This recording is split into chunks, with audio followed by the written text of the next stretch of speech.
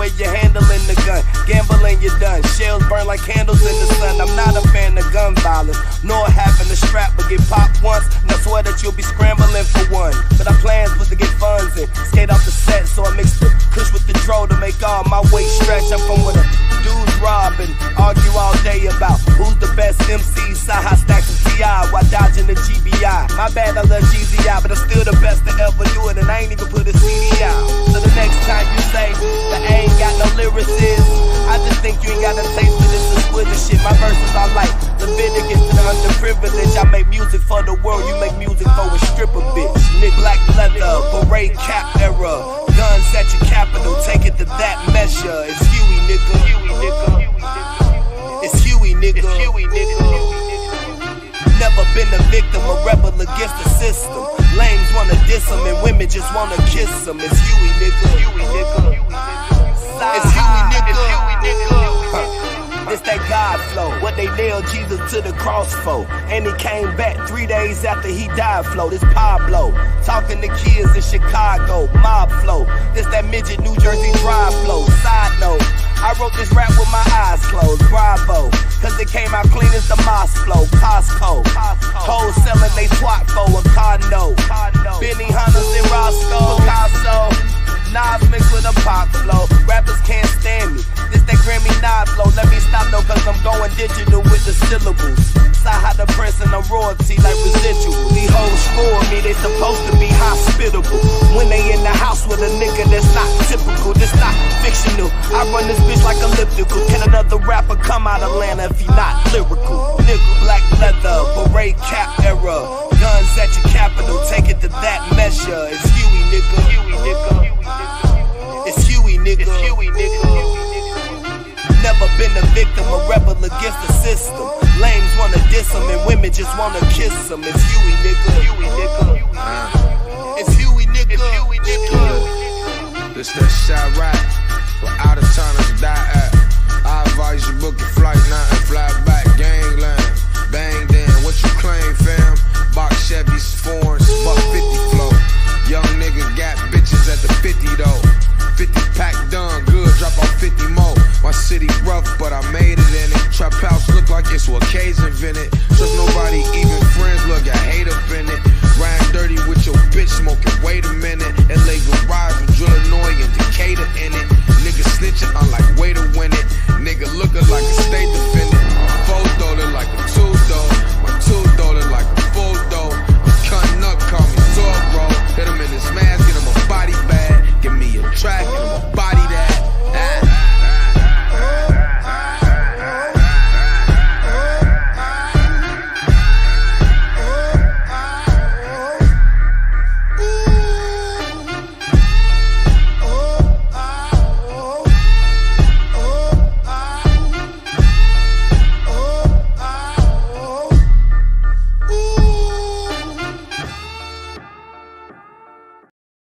I think oftentimes when people hear me and see me, they think that I'm a fool. They think that somehow or another I've lost my mind, that I'm not down with the in crowd. They've said that nobody would love me and that I'm an outcast. But let me say this here now. We can be clear about anything. Please let me be clear about this. And I pray that it's received and understood. I don't want to be one of you. I don't want to be one of you weak men, weak people. For my brother, I'd rather die. Death is welcome rather than to call myself you spineless black men. Saha, I ain't your traditional. Rapper smoking medicinal, stayed in detention. Life is all about principle, cynical ass niggas. Sorry that I offended you. I bring something different while niggas sounding identical. I'd rather drown in a swimming pool than to let you imbeciles stop me from topping my pinnacle. Try me blocked by the genitals, trust me, it's not intentional. It's the difference between a gangster and a criminal. Cause real gangsters can't do Breakfast Club interviews. A lot of you niggas don't own a business suit. A slave for every pair of Michael Jordan tennis shoe. But anywho, got your bitch walking around like she winning pool with no bottoms on, just the top of her swimming suit. What you gon' say when the niggas gon' try to get at you? Them in what army, or you just talking in general? Cause in the end, we all gon' die like them Seminoles, nigga. These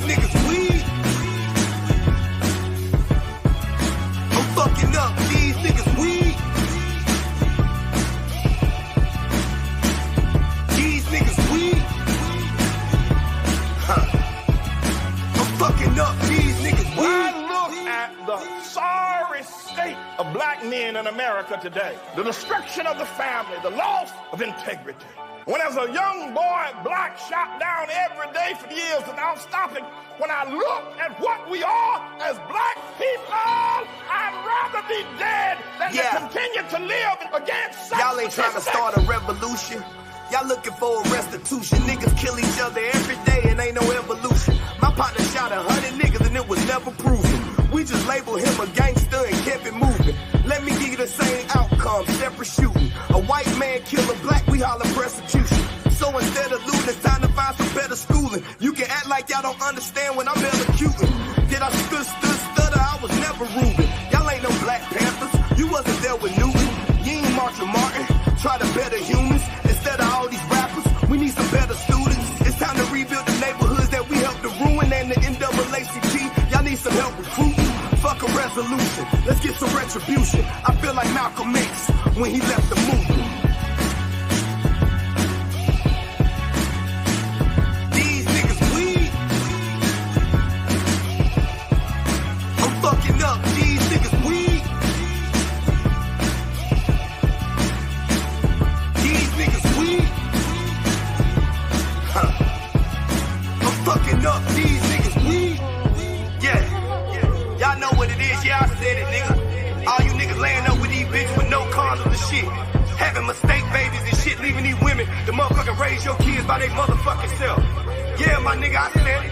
You don't like what's going on in the motherfucking America, leave this motherfucker. When they said we were free, my nigga, that means we were free to go back where the fuck we came from, my nigga.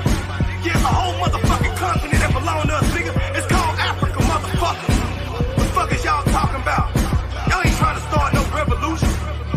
Y'all motherfuckers spent 10 bands on the motherfucking section in the motherfucking club. 10 bands to build a whole motherfucking neighborhood in Nigeria, nigga.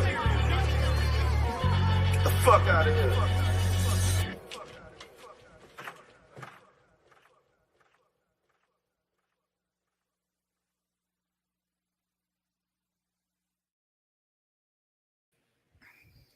Hey, what up? What up? What up? Peace to the fam. I know a few of y'all will come in as the show commences. But yeah, man, these niggas weak. That is a sentiment that is very true today, more so than any other regular day. But what's up, man? What up, brother Lavelle? What up, brother Teddy? Peace to y'all. Yeah, today we're gonna get into the Black Moors, the legacy of the Black Moors, aka the Haratin, aka the Bella, aka the Bozo. They are called different names in different regions. But yeah, man. Hopefully everybody having a good Taco Tuesday. While we waiting on people to come in, I stirred the pot on Facebook earlier by saying that I agree with Deontay Wilder. And anybody that knows boxing or watches boxing is familiar with Deontay Wilder. By saying Deontay Wilder would beat prime Mike Tyson.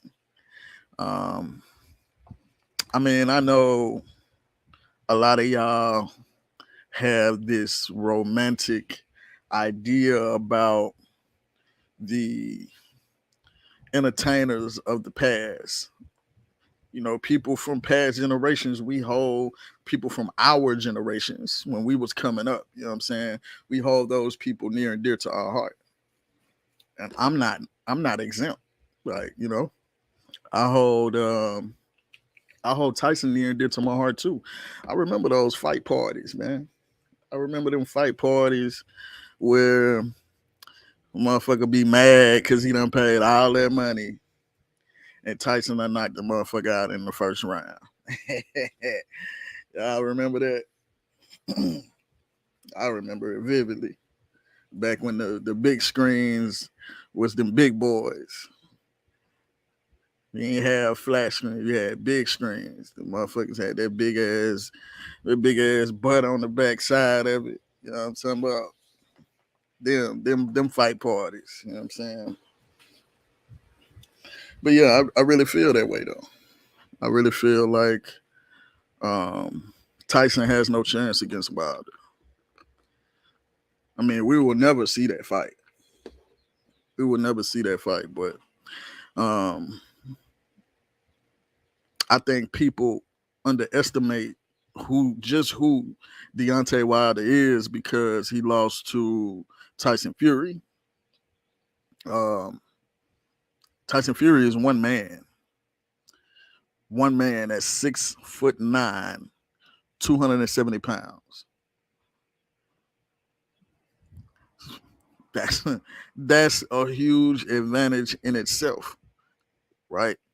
Not only that, but the head movement. Like it's one thing to be that big. It's another thing to be that big and light on your feet. And that's what Tyson Fury is. He's that big. He's 6'9", 270 pounds, 269 pounds, and he's light on his feet. You know what I'm saying? He moving around the ring. He got that lateral movement down pat. He got the head movement down pat. Excuse me. He does a lot of feinting. Um, and he learned the the extreme weakness of Deontay Wilder when he realized that Deontay is not used to fighting off his back foot, meaning he's not used to fighting while backing up. He's used to being the one back a motherfucker down. He's not used to being the one being back down. Nah, Teddy, see you doing what the white folks do. That's what the white folks do. You saying he got a glass jaw because he lost to that one man, but what about everybody else? He's literally knocked out everybody that he's been in the ring against, and never has there been a time where he just laid down. He didn't do no um, he didn't do no Ryan Garcia where he didn't want to get back up or he couldn't get back up. This is the referee stopping this shit. You know what I'm saying? So he definitely don't have a glass jaw. The fact that anybody else in that ring wouldn't have lasted half the time that Deontay Wilder lasted. Mike Tyson wouldn't be able to last against that big ass white boy. It wouldn't have lasted 6 rounds. It wouldn't have lasted 6 rounds.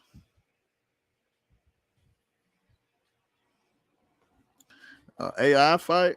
That's interesting.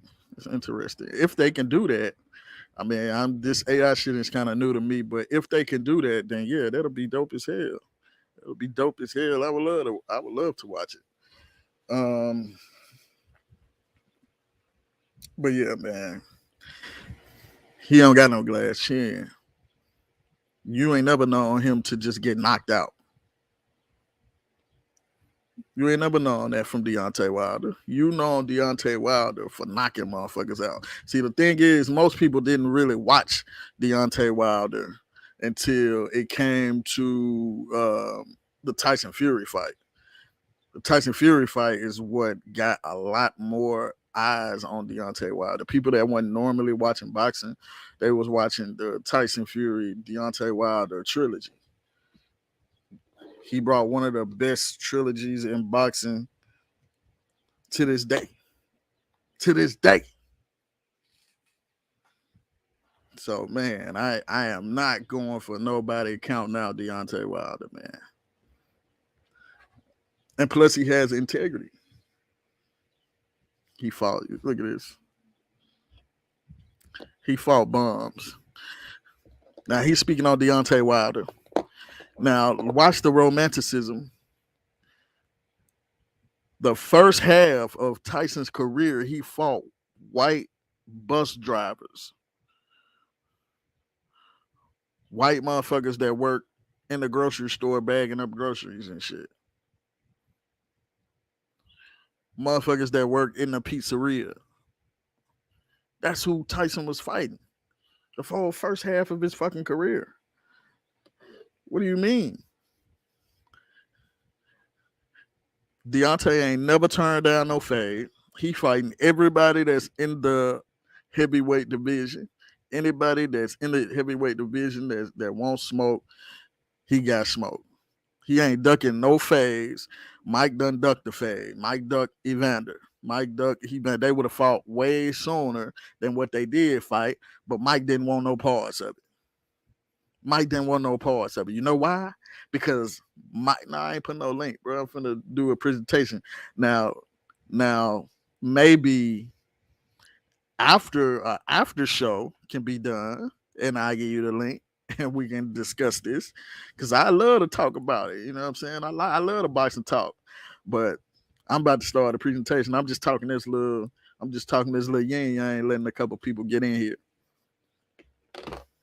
But we can definitely have that conversation, Robert. I ain't don't get it twisted. I'm not running from that. We could definitely have that conversation. But yeah, he definitely fought bombs in the beginning of his career.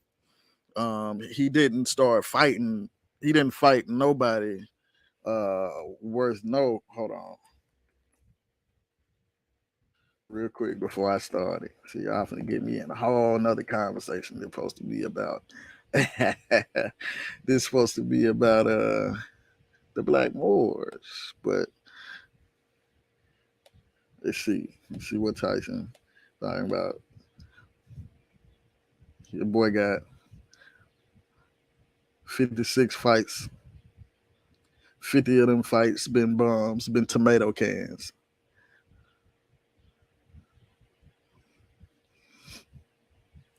He didn't fight nobody of note. Let me see. He started his first fight was in '85. He fought very frequently. That's why motherfuckers think he had just this illustrious ass career. Cause he started in '85. He didn't fight nobody of note until Trevor Burbick. Trevor Burbick, that was his first fight of note. And Trevor Burbick he ain't nothing special, bro. Then he fought Tony Tucker. I give him that. Larry Holmes don't count, bro. That nigga was he was on his way out. He looked horrible. Get no points for that. Uh, Michael Spinks, who was, in my opinion, overrated. That's just my opinion, though. He fought Frank Bruno. And then those last couple was in the late 90s, '89. When we get into the 90s, he takes his first L with Buster Douglas. Buster Douglas. Buster Douglas. Do I gotta say that again? Buster Douglas. Goddamn. Goddamn Buster Douglas. Really? Then who? Fought Bruno again, which I don't know why. And then we get to Evander. He lost. He lost in the 11th round. We get to the rematch. He got disqualified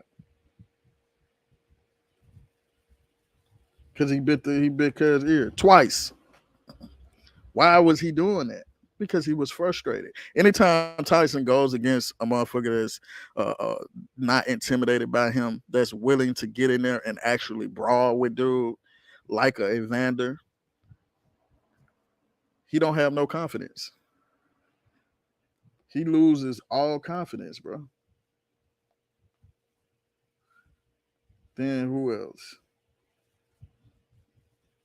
Then after he lost those two to Holyfield. He went on a tomato can campaign, fighting a bunch of fucking bums. You know what I mean? Like some of these niggas, some of these is ridiculous. Then in 2002, he got his ass whooped by Lennox Lewis. Then he took a tune-up fight in this dude Clifford Etienne, and then he lost to Danny Williams in 2004 and Kevin McBride in 2005. See what I'm saying? Like, hold on, bro. If he was done, he should have quit fighting. That's his fault. I ain't trying to hear that. I ain't trying to hear that, bro. If he was done, he should have quit fighting. Those are on his record. He wasn't old and washed up then. He just ain't have it in him no more. He just ain't have it in him no more. That Evander broke his spirit, bro. Evander broke his spirit, bro.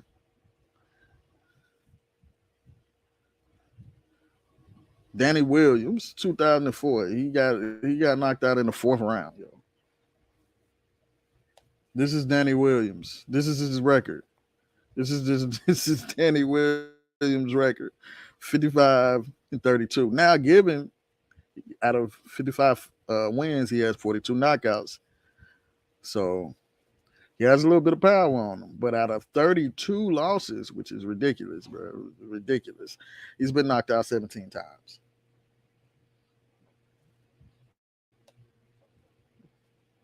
You know what I mean? Like, he ain't fought nobody worth. He ain't fought nobody worth note. Like, come on, these are the caliber of motherfuckers that Tyson was losing to.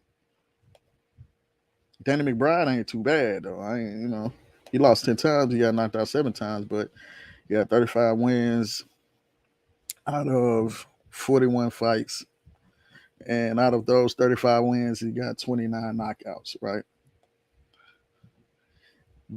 But Danny McBride didn't fight nobody. He fought somebody half worth note. He lost. Andrew Galata. He lost. I don't even know who Zach Page is. He lost. He got a win. He got a Tyson win on his resume. You know what I'm saying? I don't know. Dude hasn't fought nobody. So even though he got a decent record, 35 and 10, honestly, that's not a decent record. But that don't mean shit. He ain't fought nobody. So yeah, man, y'all crazy, bro.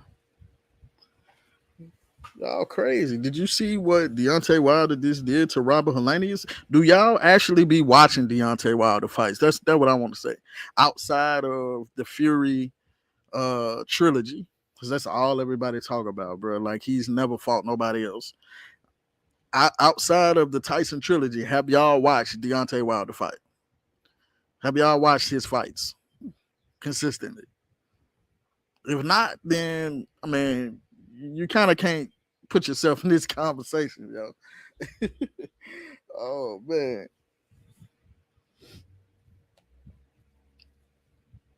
Yeah, man. Tyson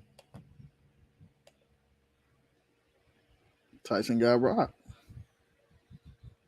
Tyson got rocked.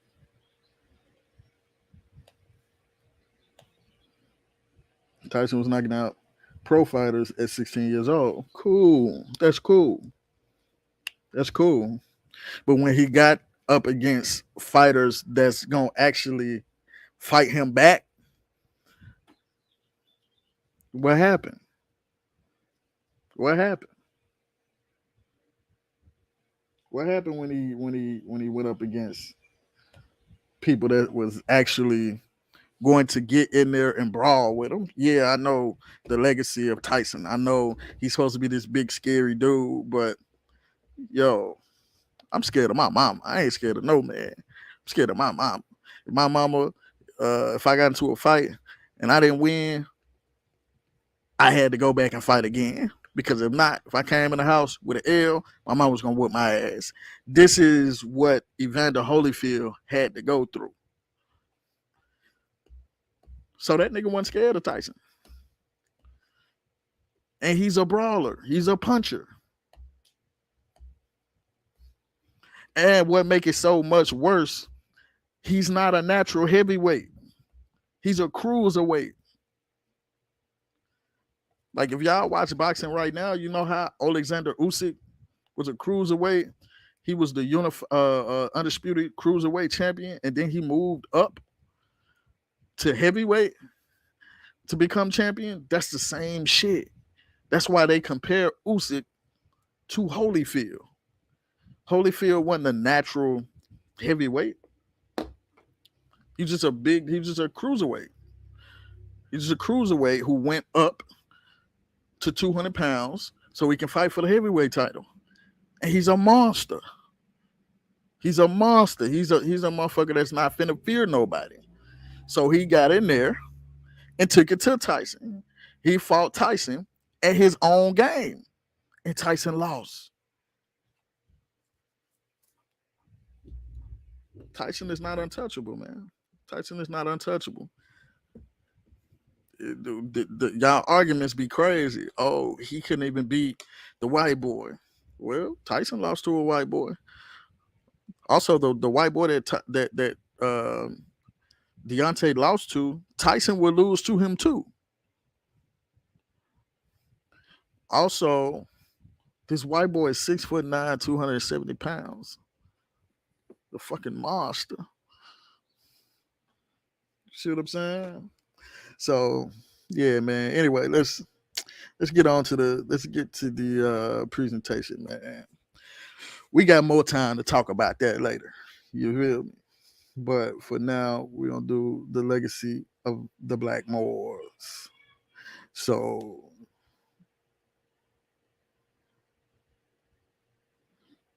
it don't matter, bro. Y'all always talking about who got knocked out by who. It's boxing. People get knocked out. People lose. But this is y'all reason for counting out Deontay Wilder because he lost to one white boy. Tyson has lost to several people. You done lost to like 5 different people. Deontay Wilder lose to one person, y'all lose y'all mind. Y'all lose y'all mind like cuz ain't nothing. Y'all gotta quit playing, bro. Put some respect on his name. Deontay Wilder is the reason why the heavyweight division is getting eyes. Nobody ain't watching the heavyweight division outside of Deontay Wilder. Come on, man. Stop playing.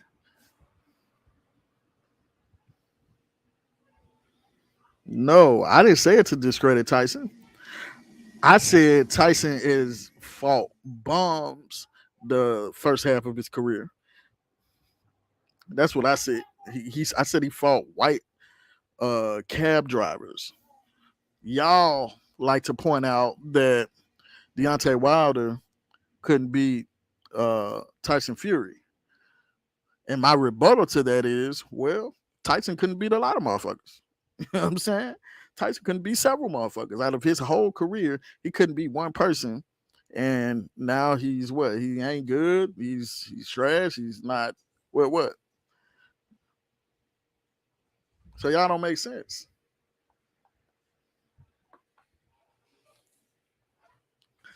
Lennox and Deontay would be a better fight than Tyson and Deontay. I don't know, honestly. I might go with Lennox. But I don't know, man.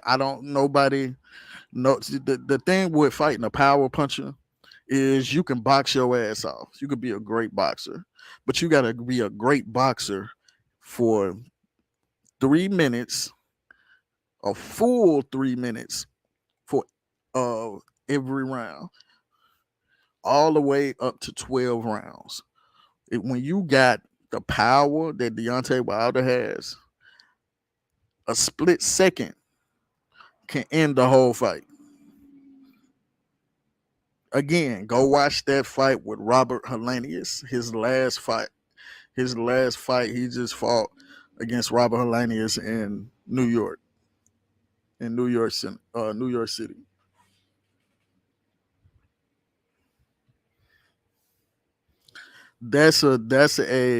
That is a bad argument, Robert. What great fighter has he fought? Because the fighters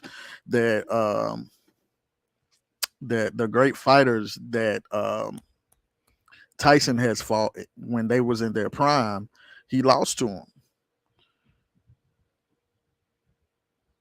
The great fighters that Tyson fought in their prime, Tyson lost to them. So that's not a good argument, bro.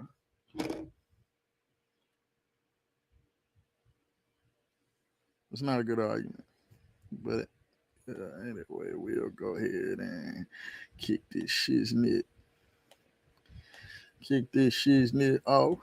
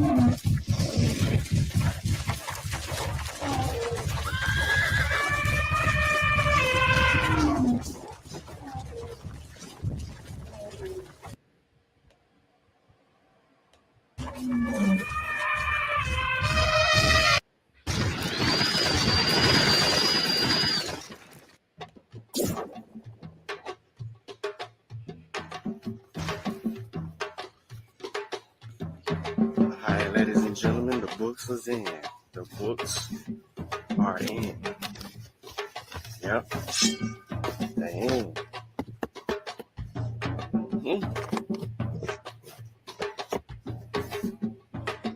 Yeah.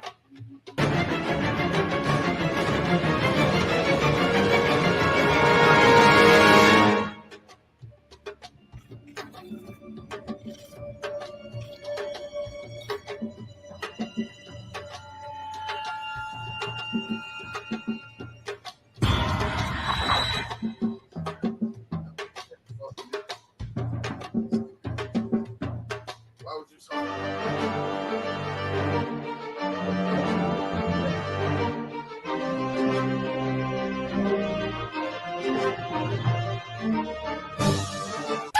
Log don't in to trust you. KofiPiesTV.com Already been and shown get to you. Spears of the Picture Mafia this nigga Volume 1 emotional by ass Kofi nigga. Paisa So now, Research Team, since from I Spears don't to trust Pen you Volume 2 by to Kofi not Paisa pull no whole Research shit Team, and Spiritual stop it, Combat then you Volume can come 3 here. by Kofi Paisa Come here. Research I'll pay Team, your gas One Night about that. Before Bed by Any I'll Haratin, be across the California, street Kalawa's Trip from to the food. I mean, Motherland by across the street. Kofi I'm feeding the Paisa, food next from door. Cocaine to Consciousness by Any Food Haratin, next is right California. there on As I Olive learned, with we all Olive, learn by Kofi and right in that Paisa. same plaza, Also, if you want it's fresh Sizzlers, merch, go to our it's a online Subway, store, it's Family a smoke Connect shop, Apparel, and get it's all the brands. it's a game store. Also, So get our you know 54 exactly deck what of it's quiz only and one food educational anyway. course available So now pull on up. KofiPiesTV.com.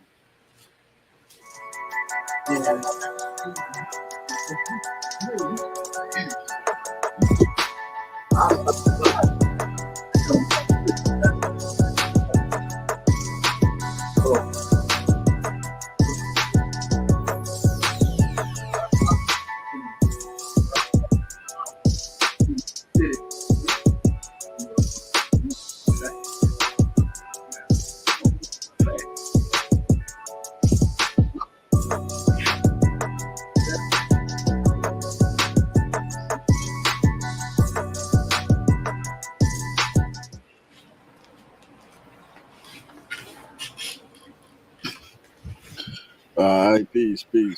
Share Lafayette. It's your brother Soup Tech, representing Kofi Pasa Research Team. We back at you again on this Sunday. Uh, I'm holding it down. You know, y'all know Kofi usually go live Sunday, but I'm holding it down for him today. I'm gonna do this, drop this quick presentation. It's nothing groundbreaking. A couple of these slides y'all have seen before, but I wanted to gather the information on these people, these Black Moors, all together and have them in the archive of one specific presentation. So that's what we're gonna deal with, man. As y'all come in, make sure you please like the show. Make sure you please share the show. Share the show and whatever groups that are uh, that corroborate the history and the culture of Africans and African Americans. Any groups that will appreciate this information. Mm.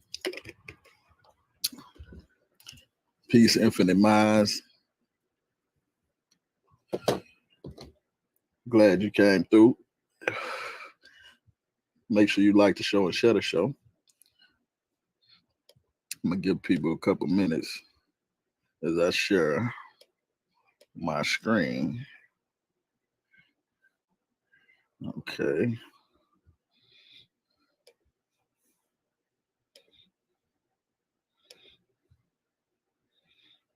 Hold on 1 second. There we go.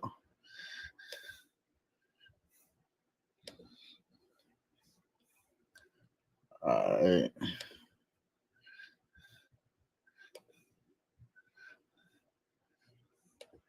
Yeah, so that's how we coming. Peace, brother Lamar Pope. Spin barrel, peace. Peace, peace. Make sure y'all like the show. Make sure y'all share the show as you coming in. Like I said, we're gonna be dealing with the legacy of the Black Moors. You may know them as Black Moors. I know them as Haratin, Ecline, Bozo, Bella, etc. So for the sake of this presentation, we just gonna go with the Haratin, the most popular name of these people, right? So again, man, make sure y'all like the show as you coming in. Make sure y'all share the show. I know it's a fight coming on soon, so I ain't gonna hold y'all long because I'm catching that thing too. Um, Maybe that's I don't know if somebody else live or what, but we're gonna go ahead and get it in.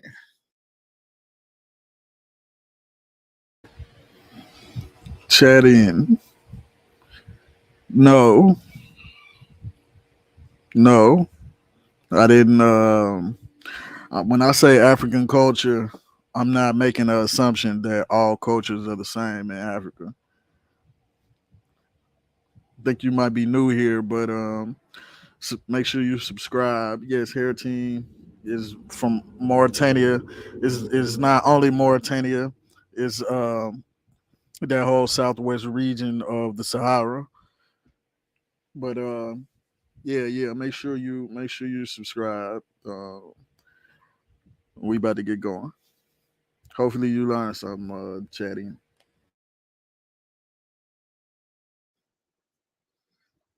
So the legacy of the Black Moors, Haratin and Dar al Islam. Dar al Islam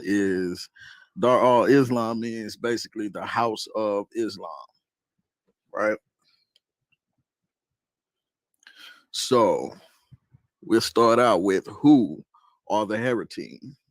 The Haratin are an indigenous group, indigenous dark-skinned Africans inhabiting parts of North Africa and the Sahel. The ancestral form of the term Haratini or Hartani derives from the Berber word Arhadan, which means dark color, and the earliest known use of the word was among the Berbers of Sanhaja and Zanata before the Arab migration of the Banu Hassan in the 13th century, which introduced slavery. There are particularly found in modern Mauritania, that's North Africa, where they form a plurality. Morocco, Western Sahara, and Algeria, all places in North Africa. So when you're dealing with dark skin or Negro population, so you chatting, you see that, right? They're particularly found in modern Mauritania, Morocco, Western Sahara, and Algeria. Right? So they're more they're the Haratin go beyond just Mauritania, right? Quote unquote Negro populations in North Africa, you can either be dealing with what they would label or what they would term as Negro Africans.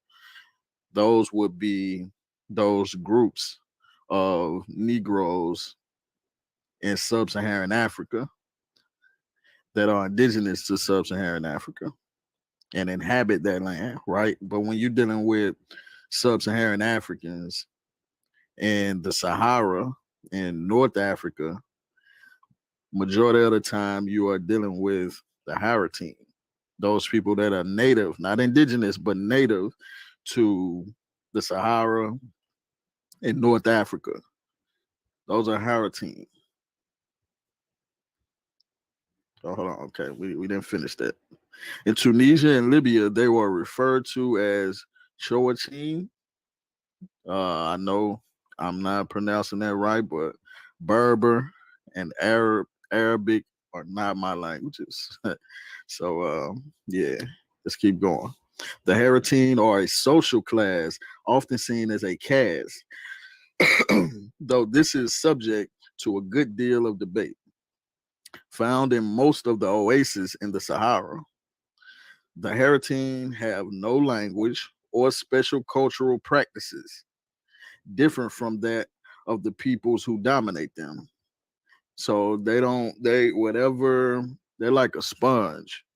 Whoever their quote unquote master is, which is usually Berbers or Arabs, they soak up those cultures, those languages, those cultural norms, right? Where was that? Thus, they speak Arabic or Berber, as I just stated, depending on which of the main cultures around them. In some Arabic dialects, the term Haratin is used to mean a horse of mixed breed or wild, uncultivated land. So, in some Arabic dialects, when you speak in the term Haratin, this is the connotation that comes with it. This is how they view some of these Negro populations that were enslaved or descendants of slaves by the Berbers and the Arabs, right? Both reflect the fact that Haratin are dark and that though they are technically free, their traditional social status was more like that of a serf in medieval Europe.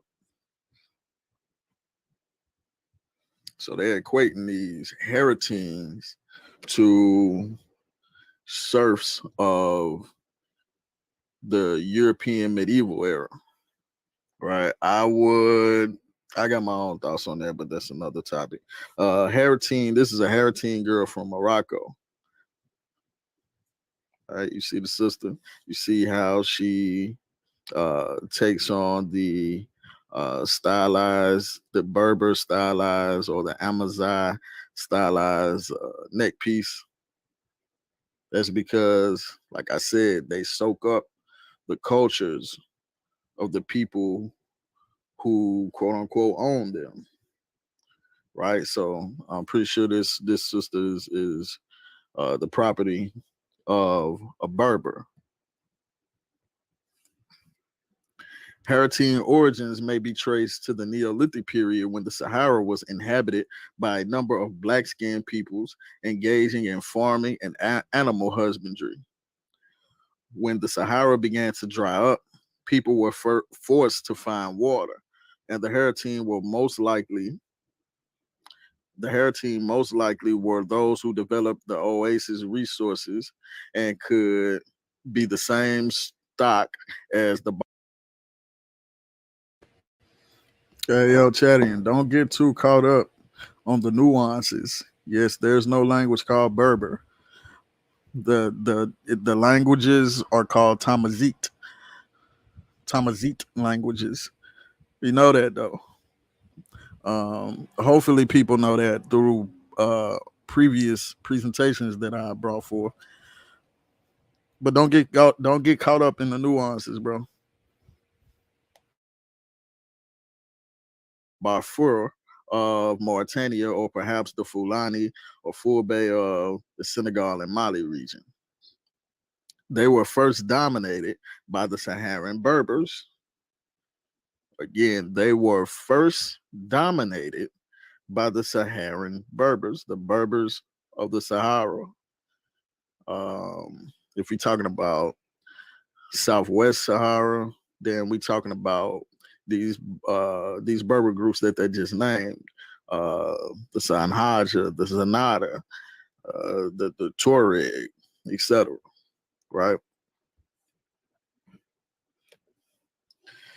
Then the Arabization and Islamization of North Africa brought about a similar change in their ethno-linguistic identity.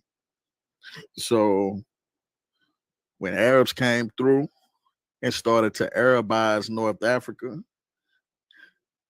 their linguistic characteristics started to transfer, to change, right? In either case, whether dominated by Berbers or Arabs, the Haratin remained a servile people without rights to buy or inherit land or water until the end of the colonial period. So these people had absolutely no rights. They were, quote unquote, a servile people, aka they looked at these people as slaves. Excuse me. The Haratin have been and still commonly are socially isolated throughout the Maghreb, living in segregated Haratin only ghettos. So, I mean, it sounds similar, right? Sounds similar to some of our people here. They are commonly perceived as an endogamous group of former slaves or descendants of slaves. They adopted Islam under the Arabs and Berbers and were forcibly recruited into the Moroccan army by Ismail ibn Sharif, the Sultan of Morocco from 1672 to 1727, to consolidate power. Right, so they was part of a slave army. Nothing surprising about North Africa. Haratin in some places include the descendants of free slaves as well as those who descend from the original peoples of the oasis. Many people think that Haratin means free slaves, but this is not fully accurate. So as you see, it's still a debate in the scholarly or academic community on the etymology of this term Haratin.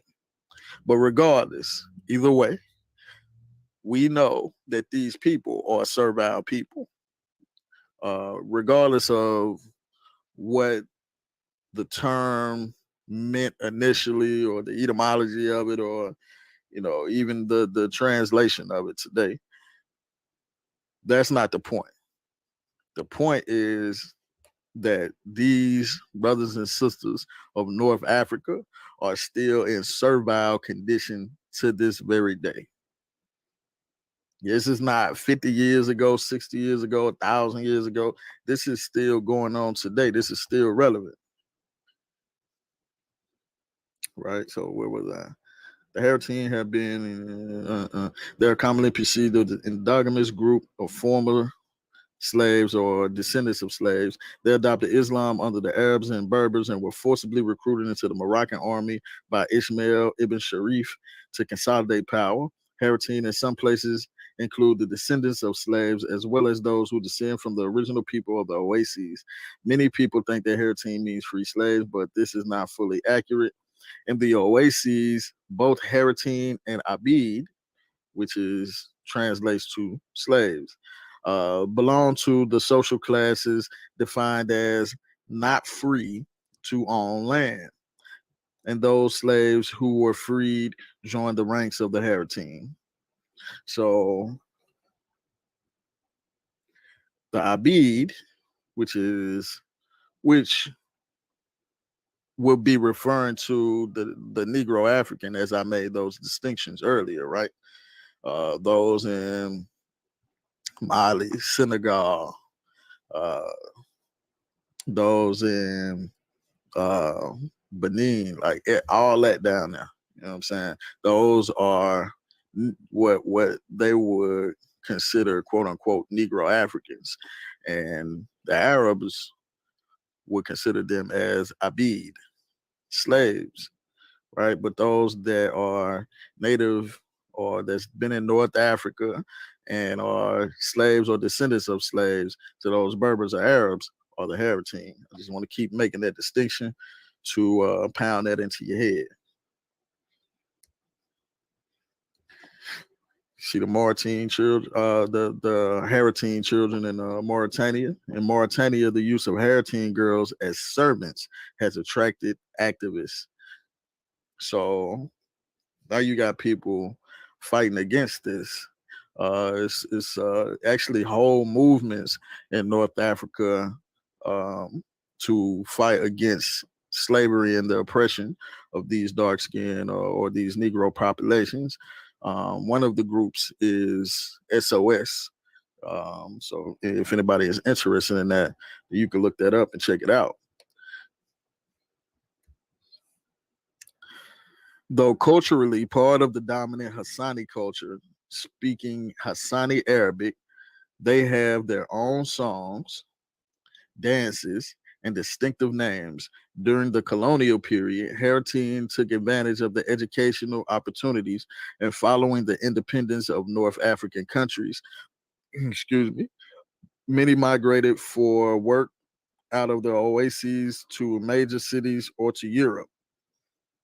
Many have become you can look over there in North Africa, Morocco, Mauritania today and still see those blacks trying to escape to Europe, right over that small gap between southern Spain and Morocco, northern Morocco. They're trying to get out of there, man.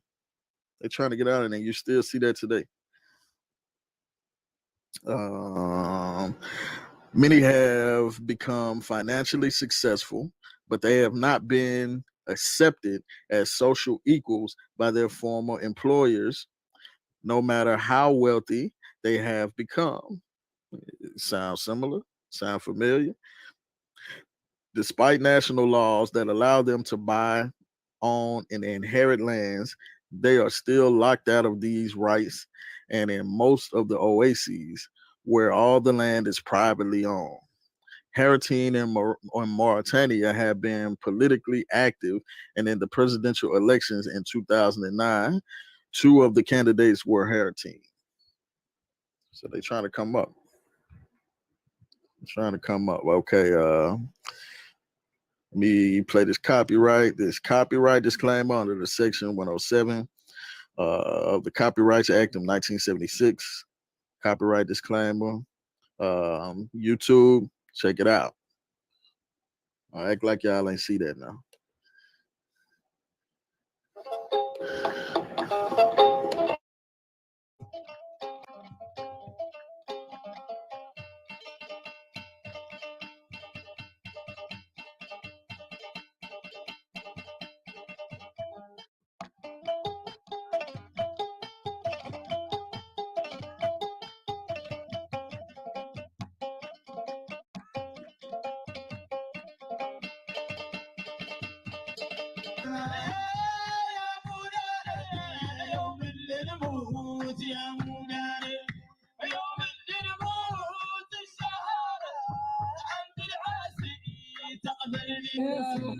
غاب فيها 10 بشرت بالجنة بعد وتوب أبو بكر حمدها بالكرة طيري حمدها بالكرة طيري إن بعد معلوم النسرة اللحية السوداء تقدية يا شفار معلم المالك تهانين عقد ذاك السبحان أسألك وقحر أبو قال لهم حتى علي بدرين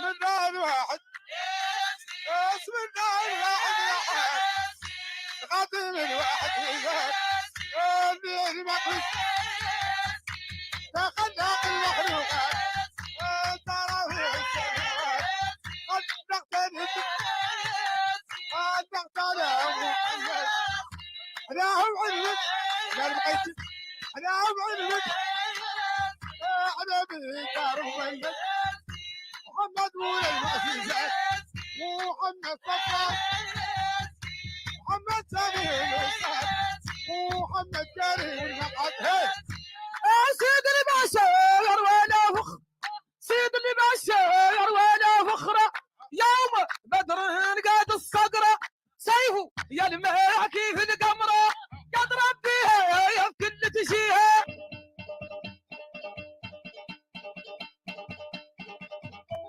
وقف بيا عند الممات لين العينين يسودوا يسودوا دمات ودبات رخوت والاخوات يسولوا يا ديني دمي يا دمي يا دمي فما يرادان نسرين فما يرادان نسرين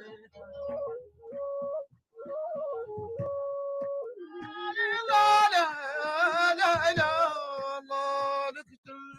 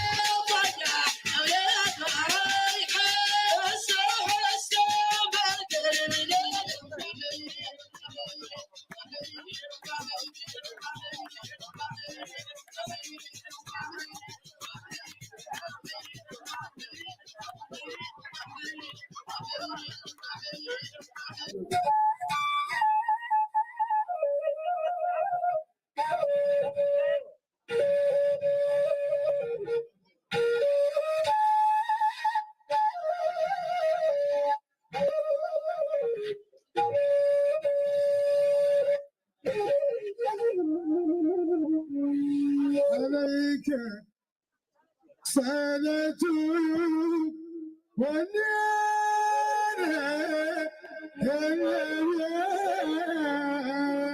عليه سنة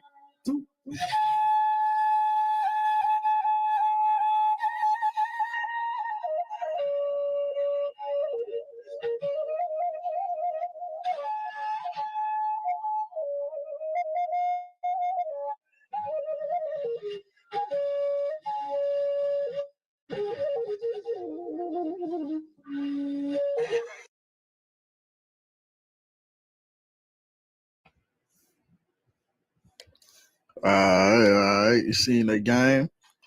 You seen the stick game? Oh, that was player though. But they be growing. Yeah, they be getting it in. All right, come on, let's keep it moving. Blacks in Mauritania have been marginalized for centuries, with the dominant Moroccan culture defining this marginalized group as abid, which means slaves, as I told y'all earlier, right? Haratin or Haratani for plural, a problematic term that generally meant free black people and or formerly enslaved black persons. Sudan, which means black Africans. Nawa, black West Africans. Drawa, blacks from the Dra region, used in a pejorative way. So they were using these terms, of course, I mean, obviously in a negative way. We calling somebody a slave and black Africans, all that, black West Africans, that all that was had negative connotations, right? And the other terms were with and the other terms with reference to the fact that they are black and or descendants of slaves. The diaspora of black West Africans in Morocco, the majority of whom were forcefully transported across the Sahara and sold in different parts of Morocco, shares some important traits with Palmer's definition of the transatlantic diaspora.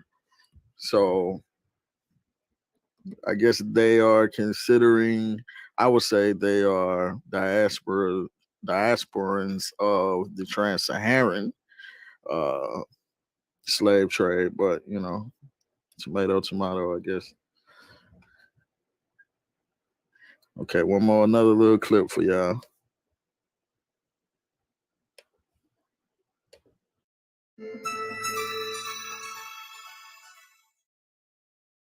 Hello, welcome to BioGrades TV. If you're new here, please subscribe and turn on the notification so you don't miss our next video.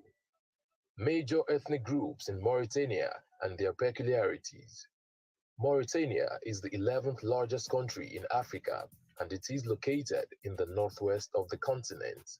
About 90% of the country is in the Sahara Desert. Its 4.4 million people are therefore mostly concentrated in the south. Nouakchott is the country's largest and capital city, accounting for about one-third of the population. Mauritians are mainly Sunni Muslims, and Arabic is the official and national language, while French is widely used in media. The population of Mauritania is broadly divided into three major ethnic groups. They are the Moor or Bidan, the Haratin, and the West Africans. White Moors, that is Bidan or Sahrawi. About 30% of the population of Mauritania identify as Sahrawi or White Moors. The name Sahrawi literally translates in Arabic to inhabitants of the desert. The modern Sahrawi people in Mauritania are of Arab Berber descent. The Arabs started settling in the area around the 11th century and were slowly assimilated after many failed opposition from the Berber. The Berbers would eventually accept the Arabs and their culture. Today, Hassaniya, an Arabic dialect, is a mother tongue in Mauritania and has almost completely replaced the Berber languages originally spoken in the area. The Sahrawi ethnic group is divided into several groups of different social status. At the top of this division is the Hassan, that is, aristocratic warriors. Below them are the Zawiya tribes, that is, the scholars. And then there is the Snaga tribes, who are mainly fishermen. In Sahrawi ethnic groups, the concept of beauty is expressed through the practice of fattening. Before marriage, girls take to overeating and engage in very limited physical activity for 40 days in order to be considered attractive by their prospective husbands. Women will undergo this process again if they want to gain weight after marriage. It is believed that their traditional clothing require a heavier body in order to be attractive. The tibal is the basic percussion instrument of the Sahrawi, though the traditional string instrument called tidinit has largely been replaced by electric guitar. Kosos is a staple food of the Sahrawi. It often accompanies all the food dishes in one way or the other. Peanut is also a common accompaniment of some. For animal protein, the Sahrawi consume camel and goat meat. Pork is not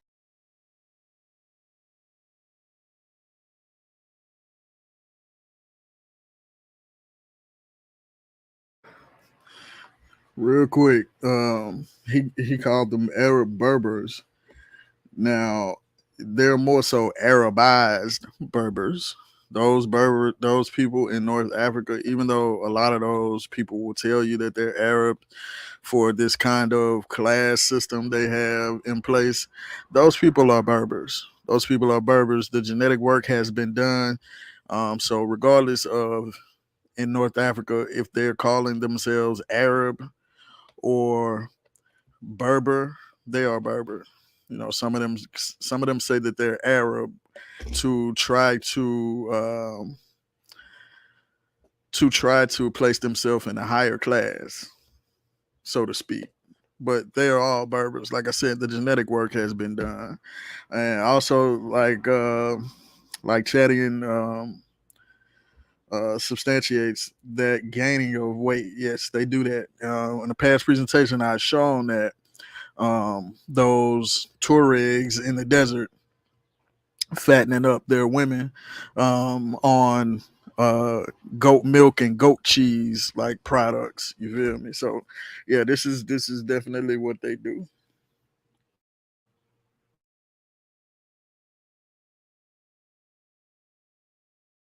consumed since it is not halal, that is, not permissible. Lamb is also a preferred meat. Some Sahrawi tribes grow cereals, especially wheat and barley. Tea is an important beverage among the Sahrawi. For them, it is more than just a drink. It is a way to engage with friends and family for conversation and friendship. It usually follows a ritual involving three vessels. This has brought about a popular saying among them: the first glass of tea is bitter like life, the second cup sweet like love, and the third soft as death. Black Moors, that is Haratin. The Haratins are Oasis dwellers commonly found in the Sahara and are very prominent in Mauritania, where they are the ethnic majority. They make up about 40% of Mauritania's total population. To differentiate them from the Bidan or the white Moors, they are sometimes called the Black Moors. Arabic is their predominant language. The Haratins are either former slaves or descendants of West African slaves. Some of the slaves were bought by the Berbers in the 3rd century, and others arrived after the Arabs.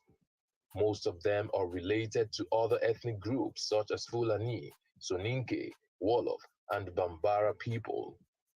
The Haratins are often segregated against in Mauritania and considered as socially inferior. They are even denied rights to own land and weapons. Slavery or forms of slavery still exist in Mauritania today, even though it was abolished in the country in 1960. An Amnesty International report in 1994 showed that about 90% Haratins in Mauritania still lived as slaves, even though official government reports deny such.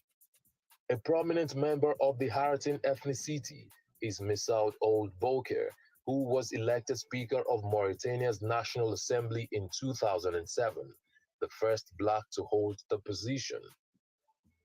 Sub-Saharan Mauritanians. About 30% of the population of Mauritania belong to several other sub-Saharan ethnic groups. The majority of them are West Africans who originated from the Senegal River. The Fulani people are one of such groups. There are about 900,000 Fulani people in Mauritania, and they mostly inhabit the southern region. Most of them are pastoralists by occupation and adhere to the Islamic faith. The Soninke people are also found in the southern part. They speak the Soninke language, which is part of the Mande languages. The Wolof people are considered a minority ethnic group in Mauritania, even though they are the majority in Senegal. There are about 230,000 of them in Mauritania, found especially in the country's coastal areas. Although their history is not so certain, It is widely believed that they were compelled to move to the east and north Senegal during the Arab conquest of West Africa. They would later spread into Mauritania and the Gambia. Which have we missed out of these ethnic groups? Let's know in the comment section. Will it be ridiculous to subscribe to our channel? If no, please like this video, share, and subscribe to our channel.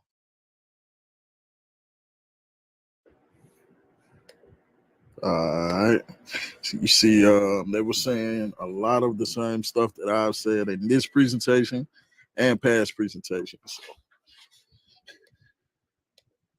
let's keep going.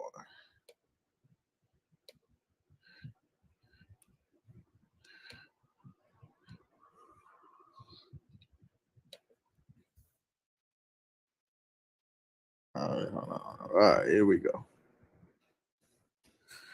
I don't know where they came from at the bottom. All right. However, as a result of the invasions and immigrations that beginning in 711 brought in significant numbers of Moroccans across the straits into Spain, the term Moorish and subsequently its Romance derivatives Moro and Moro became more complex. First of all, there was nothing ethnically uniform about the invaders. There were Berbers, the indigenous peoples of the Moroccan highlands.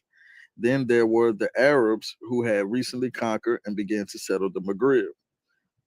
8th century 8th century Latin sources from Spain were careful to distinguish between Maori and Arabes, right? But before long, the terms became synonymous, and ultimately, by the later Middle Ages, Moor had all but eclipsed Arab in vernacular usage. Okay, we get to the point. At roughly the same time, a new ethnic wrinkle was added due to the growing percentage of sub-Saharan blacks among the slave population in Morocco and Grenada. The category of Moor was stretched to accommodate black Moors. So, as you see, once again, I'm gonna hit the head or hit the nail on the head about this distinction that they're making: black Moors and the Berbers and Arabs. First, there was a distinction made between the Berbers and the Arabs. Then they kind of faded. Then there was distinctions made between Berbers and Arabs and the blacks, and then that kind of faded. So it all kind of at a certain period, all these groups became to encompass the term Moor in the mind of the European, that is. Gomez Ains de Zerara, he was a Portuguese chronicler of the Age of Discovery, most notable after Fernão Lopez. So basically, who Gomez was, he was a Portuguese chronicler, famous for his chronicles in his travels to or not North Africa, but West Africa. He worked for Prince Henry the Navigator. I'm pretty sure a lot of us are familiar with Prince Henry the Navigator. If not intimately, I know you've at least heard the name somewhere. So I bring up Zerara and explain who he is because we're going to get into a situation with Zerara, right? He touching down in West Africa. Zerara went on to relate on how Adahu, which I mean, I'm pretty sure a lot of y'all are familiar with Adahu too. That's a different story for a different day. Adahu longed to be free, which incidentally Zerara interpreted as another sign of his inherent nobility. He thought just because Adahu wanted to be free that he was noble, right? I guess the non-nobles just he felt like accepted their slave status, since no high-born person could be content with living in captivity. promising that he would give 5 or 6 black Moors in exchange for his release. I didn't put those in quotations. That's just how it is. Furthermore, he assured Henry that there were 2 others among the captives who could raise a similar ransom in the form of black Moors, although we have already met a black Mooress. Zarara felt obligated on this occasion to offer an explanation. And this was his explanation, right out of his own mouth, his own words. Here, you must note that these blacks were Moors like the others, though they're slaves. These blacks were Moors like the rest of the Moors, but they were slaves of those other Moors. What though they're slaves in accordance with the ancient customs, which I believe to have been because of the curse. This curse that he's speaking of is the curse of Ham, which after the flood, Noah laid upon his son Ham, cursing him in this way, and that his race should be subject to all the other races of the world. And from his race, these blacks are descended. Right. This is an interesting observation on Zarawa's part for 2 reasons. First, the reader is presented with entirely new grounds, biological ones, for enslavement. If the Moors could be enslaved as prisoners of war, the black Moors could be enslaved as the accursed descendants of Ham. So this curse of Ham is like really doing a number. If you haven't got volume 2, and you want to know more about that, get volume 2. I talk about that. This is what my chapter is on. Second, well, it's not what it's specifically on, but I deal with that in my chapter. It's the racism of the Berbers and Arabs of North Africa, Arabia, and the Iberian Peninsula. That's what I deal with. Hold on. Let me turn this alarm off.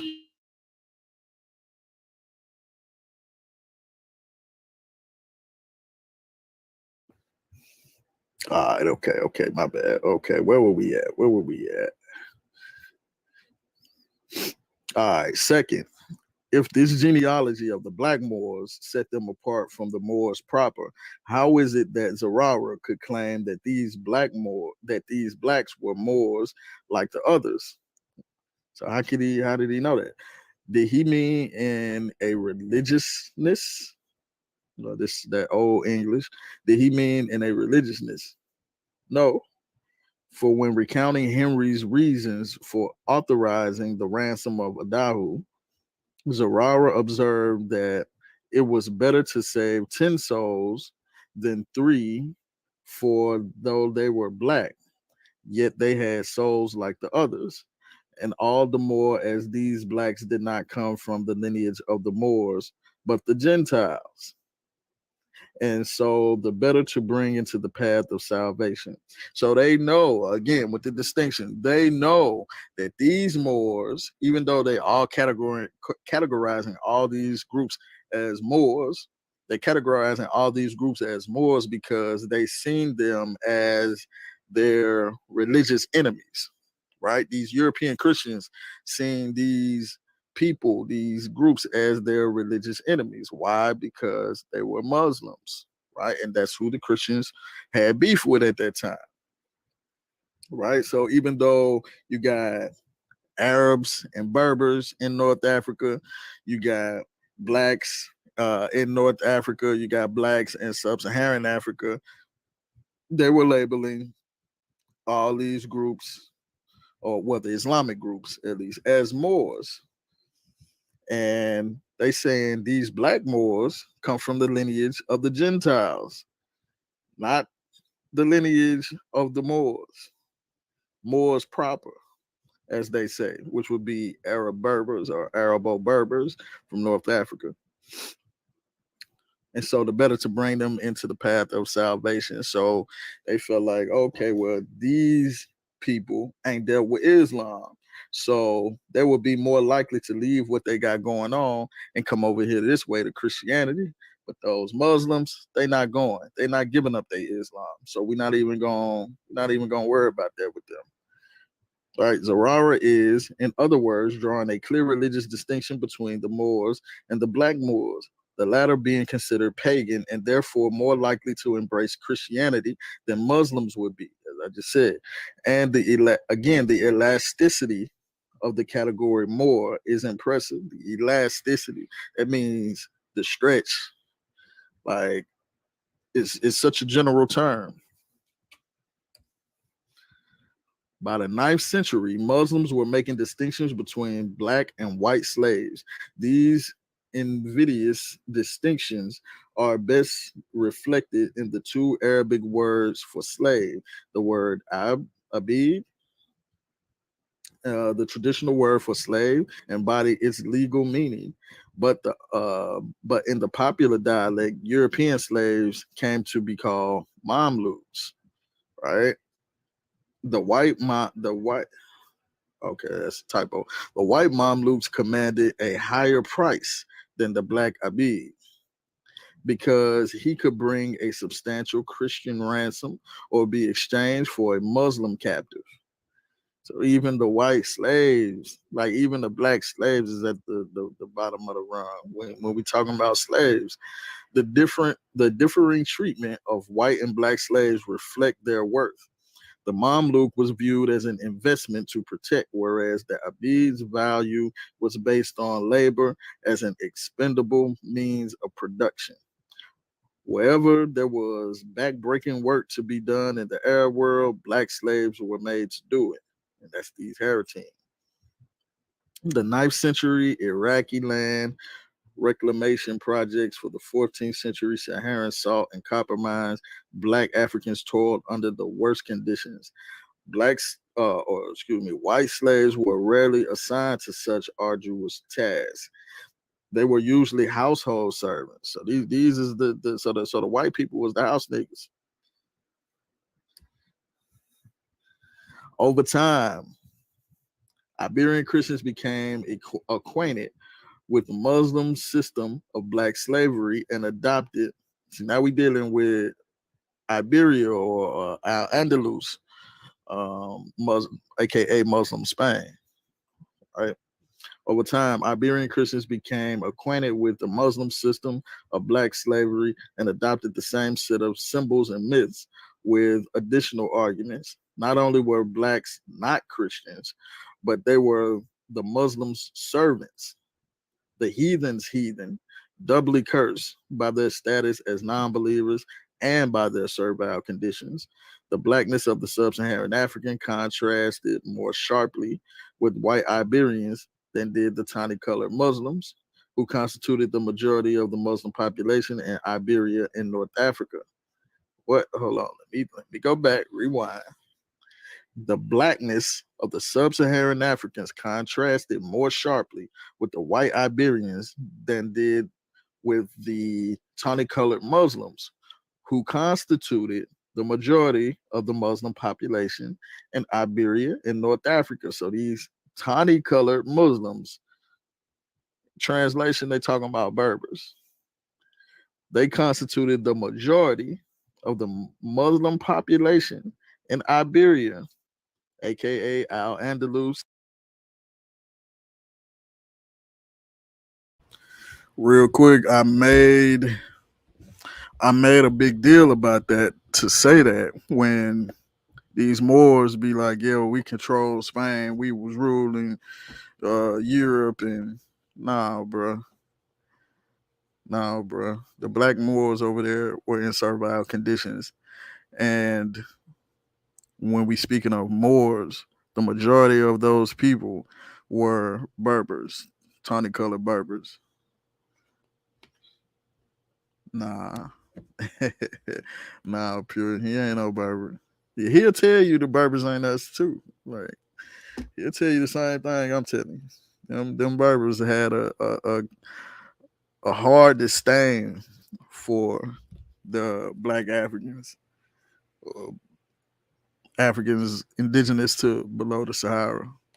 I ain't never liked this. aka Muslim Spain, and North Africa.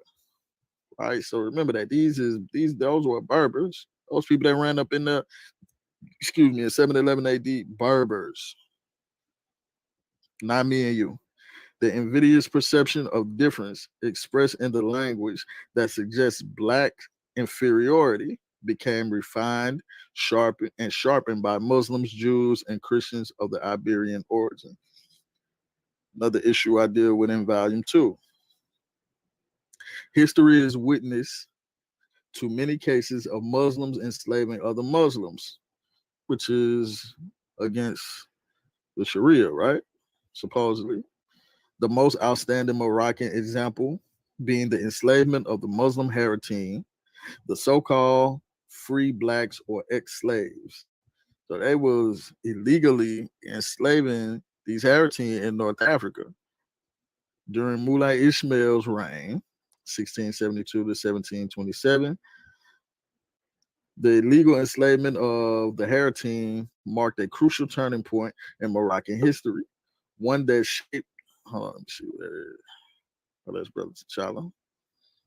Peace, bro. Peace, bro. Let me get okay. The illegal enslavement of the Haratin marked a crucial turning point in Moroccan history, one that shaped the future of racial relations and black identity that revealed the disjuncture between Islamic ideals and historical realities, and between ideology and practice regarding race and gender in Moroccan slavery. During Mulay Ishmael's reign, physical characteristics and skin color in particular were a crucial factor in identifying at least one group in Morocco, the free black people, or so-called ex-slaves. This is a Haratin brother, or a Bala, or an Ecline, or a Bozo, whatever term you want to use. Again, for the purposes of this presentation, we're going with Haratin, the most popular term in that North African region, at least, right? In some oral traditions, blacks dismiss the absurdity of the negative portrayal of their skin color. Nina Epton, while conducting field work in Morocco in 1950s, collected an interesting narrative on the blackness of the Haratin in the Drua Valley, which is south of Morocco. She wrote, the Haratin relate that they are descendants of Noah's second son, Ham, and that once upon a time they used to be white. One day, however, Ham protected his head during a heavy rainstorm by carrying the Quran on top of it. The rain was so heavy that it washed all the characters off of the holy book onto, onto Ham's skin. These characters, being sacred, were inedible, and so they turned Ham and his offspring black forever. So, like, they got the folk head messed up, man. They saying that they descendants of Noah's son, his second son, Ham. Like, they really believe in this stuff now. And they used to be white. They used to be white. This is the consequences of such a socially stratified society. All right, they want that acceptance so bad that they will say, "Yo, we used to be white. Y'all calling us black, but nah, we ain't black because we used to be, or we natural slaves, or we was supposed to be slaves. Nah, we used to be white." And this what happened. And it's not just from them. Like, we hear that. I've heard that from Igbo brothers that's claiming to be Jews and all that as well, man. The Hermetic hypothesis. Excuse me. The Hermetic hypothesis, man, it's done like real damage to our brothers and sisters on the continent. I know we feel like we have been through the great mind F, but as much as we think we have, just think about those people. Think about how much they've been through the great mind F. This story illustrates the creativity of Black Moroccans, and it reflects their resistance and syncretism with a hostile, dominant culture. They asserted their blackness is void of any negative connotations. On the contrary, it is sacred. It is fascinating how the Haratin countered the Hamitic myth with a more favorable one within the same discourse, although anachronous. All right, peeps. This the last video, I promise. Y'all are seeing this before, but I'm gonna beat it in your head. To you. There's something, Tandia, I know you are poised and ready to speak. There's something I want to ask you first. Would you explain for us? And that is, there's a very complicated ethnic breakdown for Mauritania that outsiders have no idea what we're talking about. We've got white Moors and black Moors and Afro-Mauritanians. Can you just give us a very quick summary of the ethnic breakdown of Mauritania? Yeah, I think this is a very important point in order for people to understand exactly what is taking place. To give a full picture of the population, the composition of the population is very important. In Mauritania, we have the white Moors, we have the black Moors who are slaves and Haratins, and then you have the Negro Africans. In the context of Mauritania, it's politically correct to to describe them as Negro Africans. Real quick, I don't know if I said anything in the actual original presentation, but this is the same thing that I've been saying, trying to beat into y'all head, man. Uh, like the brother said, in Mauritania, you got these different divisions. You got white Moors who are the Berbers. You got black Moors who are the Haratin. And then you have the Negro Africans who come from the South. Some of them come from the South and set up shop there, thinking they're going to get a better life, thinking the grass is greener. Some of them come up there not to set up shop, but to migrate to immigrate to Europe, to Spain mostly.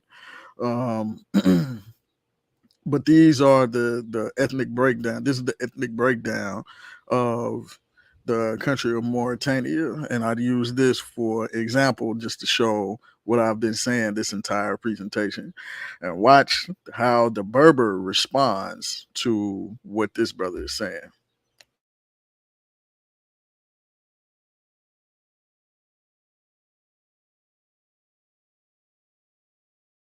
Africans living mainly in the south. They include Fulani, Soninke, Wolof, and Bambara.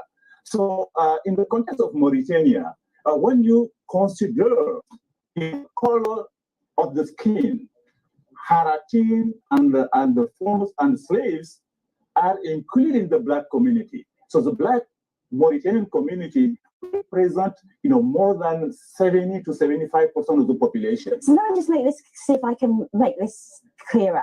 It's not about black and white in Mauritania, or are you saying it is about black and white? All right. So is that so? They're saying that? Yes. Okay. Hold on, Yes. Tanya. Nasser, go ahead. My point is that, for example, I can point to somebody like the Emir Abdurrahman Ahmed, who, by the social in the social pyramid, will be basically at the very top of the pyramid. He looks like a black man. And explain that to our international audience. And who is that person? Abdurrahman Ahmed is no longer with us. Okay. He's the Emir, basically, of the Tagana. Peace, Juju. You hear that, bro? Cuz said he sound like, Cuz said he looked like a black man. What does that even mean? Either he's a black man or he's not. Now, what he's saying is he's a darker Berber. He's a Berber from more closer to the southern Sahara. So he's darker than those Berbers that live all the way in the north, like say a northern Morocco. You feel me? He's closer to the southern Saharan Berbers are closer to that equatorial zone than those Berbers in northern Morocco and Libya, Tunisia. So yeah, you're gonna have some Berbers that are darker than others. What the hell does he look like a black man mean? Either he a black man or he not. They trying to play this game. Area, All right. which is basically the highest social rank anybody could achieve in modern society. So, going strictly by the Western American black over white, it doesn't quite cut it. So it's not strictly a black and white issue. No, I don't agree at all. Okay. Pointing to one person to explain a situation is not a viable, argument. We have a situation, statistically, speaking, we have blacks and the Arabs in Mauritania. So there are always, exceptional situations. Exceptional situations should not be, the general rule. So that is, the point. What he did would be like a white man pointing to Obama and being like, "Man, y'all had a president. How can it be racism? How can racism still exist? It's gone. That's in the past. You had a black president. We had a black president. Like that's the type of shit that this Berber is trying to kick." And the brother's like, "No, we don't make an exception and turn it into the general rule." Point I'm trying to make, and also to go back to the point Abidin made about the help that is needed in order to resolve the issue of slavery in Mauritania is very important. As I said in my initial statement, passing a law is just a beginning. So the government should not sit down and assume that slavery is ended. Here in the U.S., slavery ended in 1865.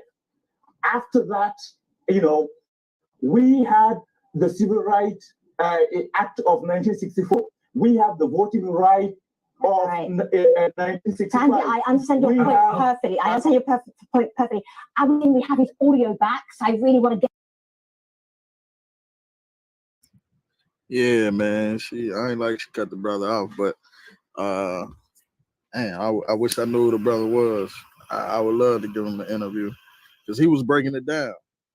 Right? He said he was explaining that the white Moors, those Arabo Berbers that you see in North Africa, and then he broke down the black Moors, who are the Haratin, who are slaves and the descendants of slaves, who I've been talking about this whole time, right?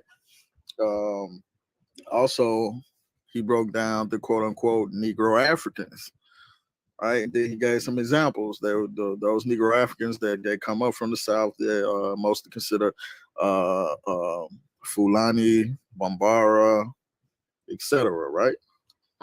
So he went in and he said exactly everything that I've been saying this whole presentation and all of my past presentations that had to deal with Moors.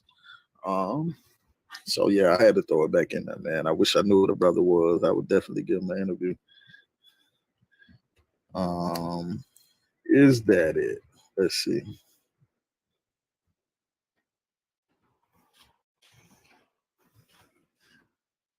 Let's see.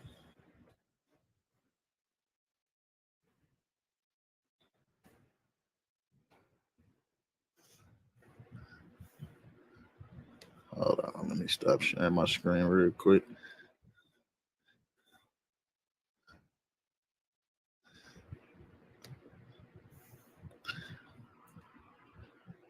All right, is that it? Yeah, that is it. Okay, so let me throw my reference page up, and y'all can pause that, write those names down, screenshot them, whatever you got to do. Look into it. Those are some very good sources. I got the wiki page for Haratin just to give you a general breakdown of what they are, who they are. I got the wiki page for Gomez, for Zarara, right? You got Moors, the Moors of the West Africa, and the beginning of the Portuguese slave trade, ethnic groups of Africa and the Middle East, Black Morocco, and the Iberian roots of American racist thought. All some good sources, man. All some good references. Like I said, man, it's just something quick that I threw together. Some of these slides that y'all have seen before, some of this info y'all have heard before. But I just wanted to put it in a one specific presentation so I can go back in the archives and pull from it if need be. Y'all can go back to the archives and pull from it if need be.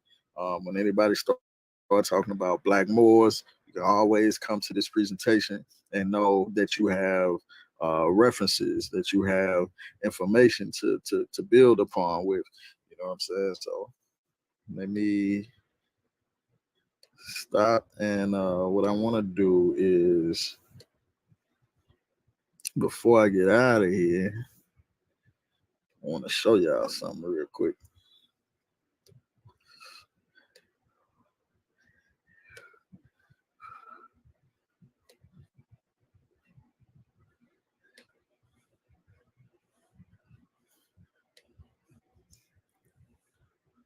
Yeah, so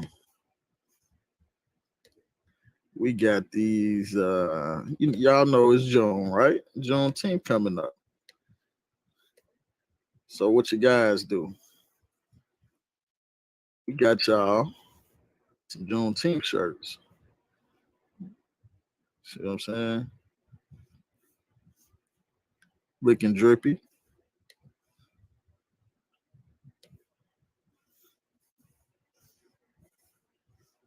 You feel me?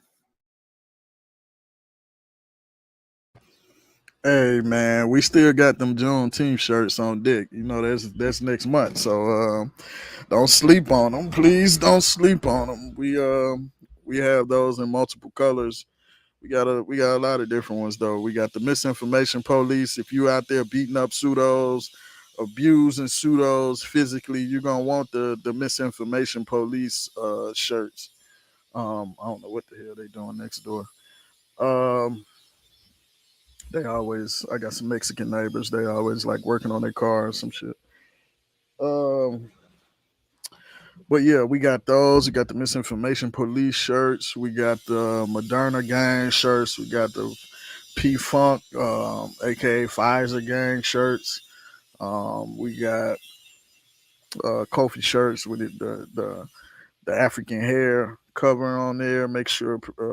Also make sure y'all pick up Kofi's book, man. I gotta play that on the way out.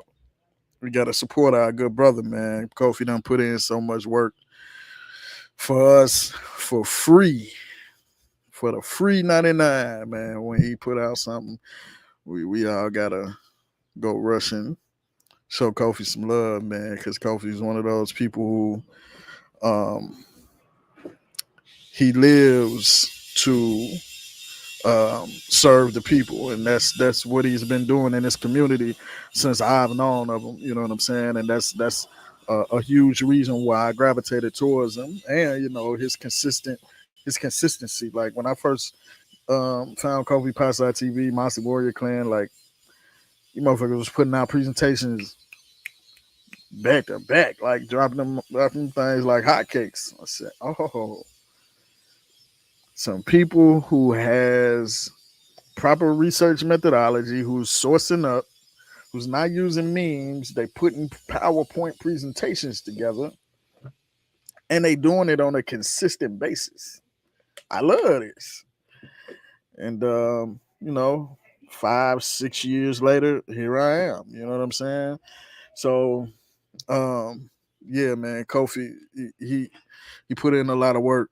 He put in a lot of effort, not only into this channel, into everything that he does, man. All the books, the cards, all the publishing work that he's doing in the background that people don't hear about. All the stuff, all the moves he's making on the sidelines, man. Kofi got some things in the works, bro. I don't know if he's made it public yet, so I ain't gonna be the one to do it. But yeah, Kofi working on some stuff, yo. Kofi working on some stuff, yo. And y'all gonna love it. So yeah, man, y'all make sure y'all go to same tree, different branch. Pick up Kofi's book. And while you're doing your shopping, make sure you go to familyconnectapparel.com and grab you some merch. We got everything, man, from shoes to laptop sleeves to aprons to hats to if you see my picture, my logo right here, the Central Africa logo. That's a logo that I created, and I created it to go on shirts. This is a t-shirt. We have those Central Africa shirts on familyconnectapparel.com. We also have West Africa shirts. You see throwing up the C, you know what I mean, the Crip C. I took that gang culture and turned it into Black African pride culture. You know what I'm saying? Turn it into the C for Central Africa. And you know, we got the West African shirts where for the W, you're throwing up the dub for the West side. We took that and put that on the shirt. So, you know what I mean? Yeah, that's why I said Pure Black. That's what they be doing, bro. They be over there MIG welding and shit. Creating cars from scratch and all type of shit. So I don't know. I don't know, man. I don't know. Shit, you liable to hear a rooster cock-a-doodle doing over there at 7:00 in the evening. So man, hey, I don't ask no questions. But yeah, man, we definitely got that work. So let me play y'all Kofi's book, and I'm gonna be out. They getting it in over there.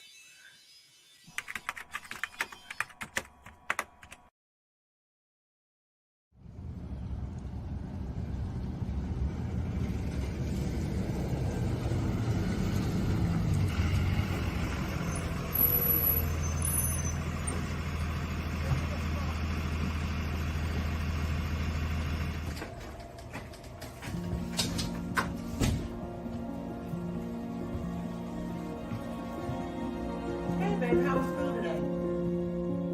Mom, these kids at school kept making fun of me and they kept calling my hair nappy. Why, Mom? Tootie, look, just read this book and it'll tell you everything you need to know.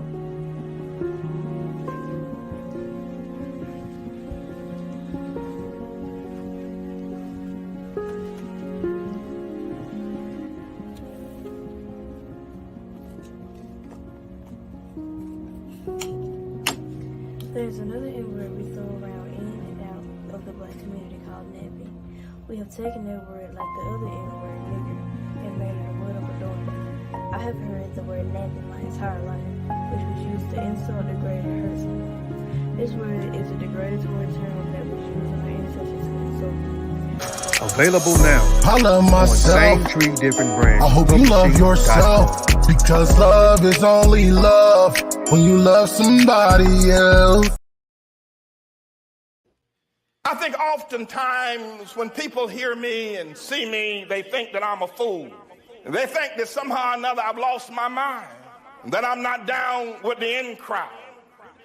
They've said that nobody would love me and that I'm an outcast. But let me say this here now. We can be clear about anything. Please let me be clear about this. And I pray that it's received and understood. I don't want to be one of you.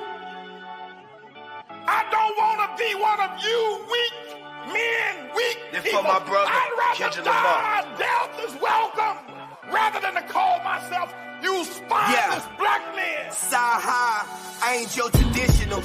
Rapper smoking medicinal, stayed in detention. Life is all about principle, cynical ass niggas. Sorry that I offended you. I bring something different while niggas sounding identical. I'd rather drown in a swimming pool than to let you imbeciles stop me from topping my pinnacle. Try me blocked by the genitals. Trust me, it's not intentional. It's the difference between a gangster and a criminal. Cause real gangsters can't do Breakfast Club interviews. A lot of you niggas niggas don't own a business suit. A slave for every pair of Michael Jordan tennis shoe. But anywho, got your bitch walking around like she winning pool with no bottoms on, just the top of her swimming suit. What you gon' say when the niggas gon' try to get at you? Them in what army, or you just talking in general? Cause in the end, we all gon' die like them Seminoles, nigga.